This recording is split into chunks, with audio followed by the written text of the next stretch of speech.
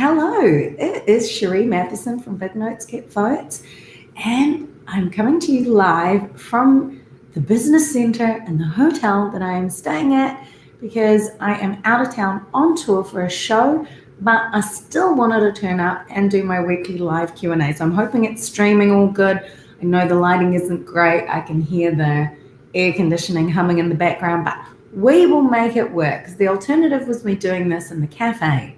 I still wanted to come live because every week on a Saturday at 10:30 New Zealand Standard Time, I like to come live and answer your questions. And at the moment, what I'm doing is I'm going through and answering some of the questions I get asked most often before singers start to work with me. Now, I'm a professional singer and a vocal coach, and my 100% passion is helping emerging artists to build confidence in their vocal ability and their performance.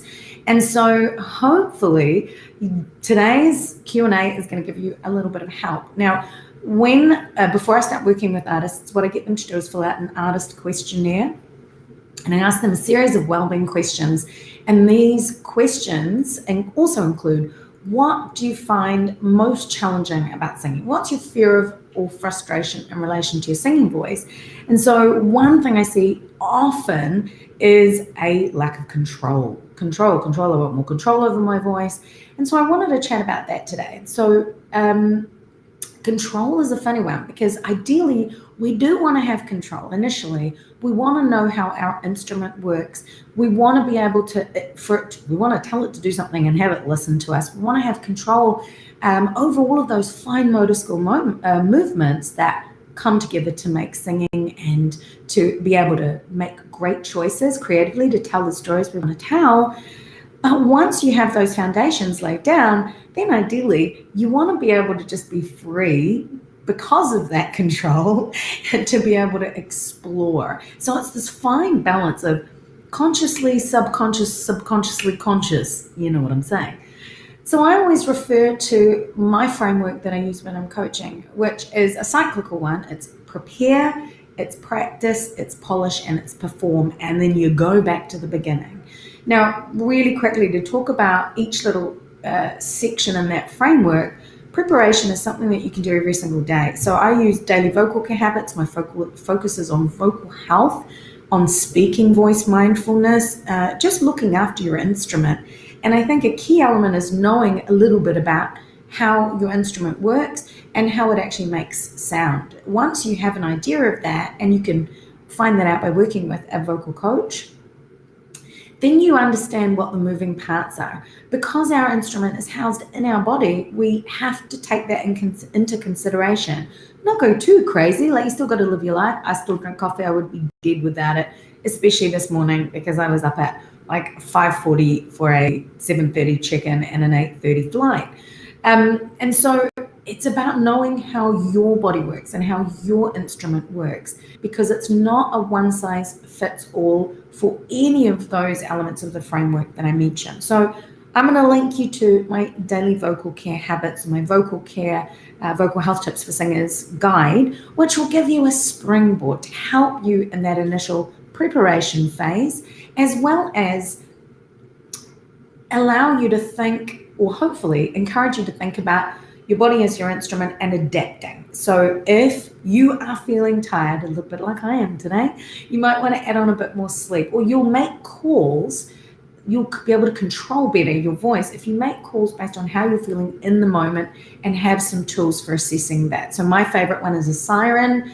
I love to also make decisions around what my siren is telling me about my voice, which is usually hydration focus and sleep focus, and then nutrition as well, and very much tension focus. So I'll stretch my body out. So I do singer stretches, do sirens, and I'm mindful of my speaking voice. The next step is practice. And so the practice phase, this is focused practice. That's going to give you the level of control that you want, because you're really intentional about what it is that you're focusing on, as well as troubleshooting. Like, my voice is something that I'll be working on till the end of time.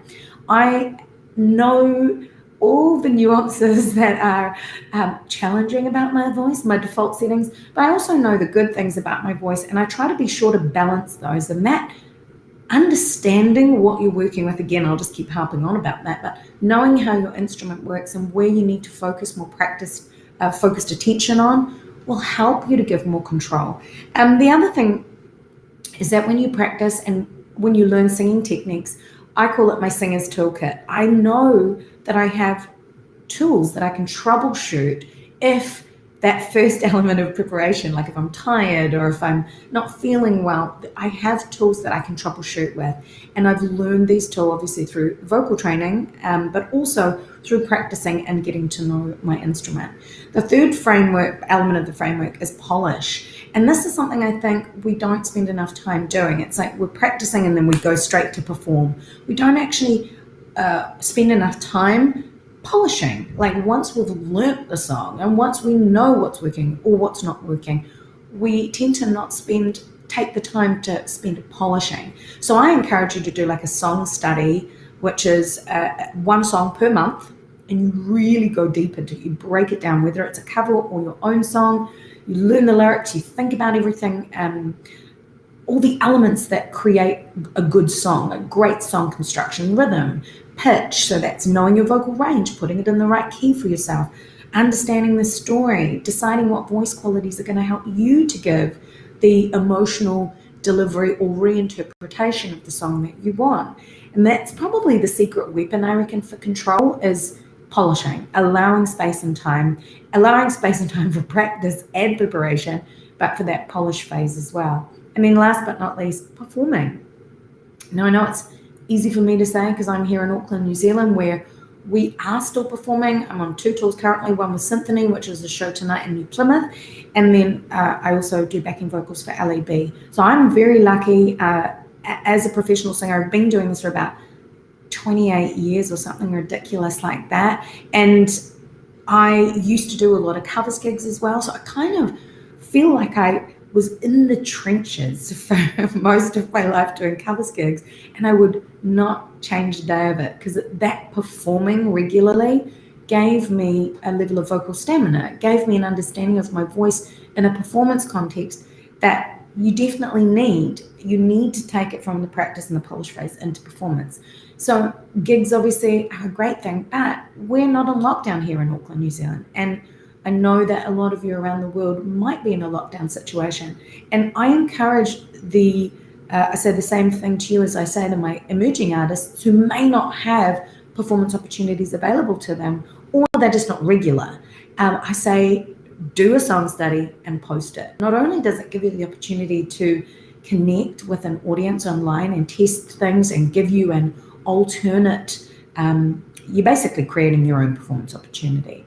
It gives you an opportunity to be in control of your own performance, opportunities. And the cool thing is that, and this is something that we don't, I think, do as singers enough, is you ideally record it. You can go live, but make sure you can get a download of the recording, or you do a pre-recorded session, you pop it up live whenever you want, and you watch it back. And so that becomes us taking ourselves full circle back to the preparation phase, or even to the polish phase, taking one step back, where you're reviewing what you've done and what you can do better. Now, there's never a perfect performance. I've started songs in the wrong key. I have come in the wrong place, but that taught me what to focus on the next time. And so I do really like to review my performances, and going live or posting on your socials, even if it's a minute. You don't necessarily have to do full form if you don't want to. There are lots of ways. I encourage you to research when you're posting on YouTube the licensing elements of things. Now, if you're using a cover song, YouTube won't ban you, block you if you are in good standing with them, but they will send you a little email that says you are not able to monetize from this because the licensing belongs to somebody else. So I think you can create contracts if you're using original music and sharing your friends' music, really simple one-page contracts that you can utilize just to cover the legalities. I think it's good to know this stuff, but I'm not a lawyer, so do your own research by just, Googling how can I do a cover on YouTube without getting in trouble or something like that. I'm sure it's been searched a number of times.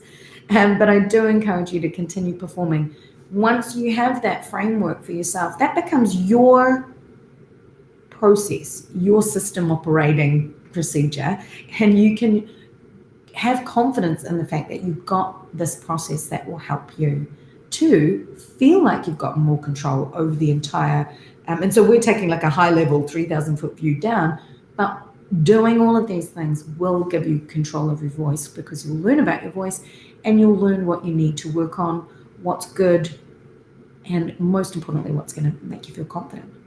So I hope you found that helpful. Those are my thoughts on how to get control over your voice.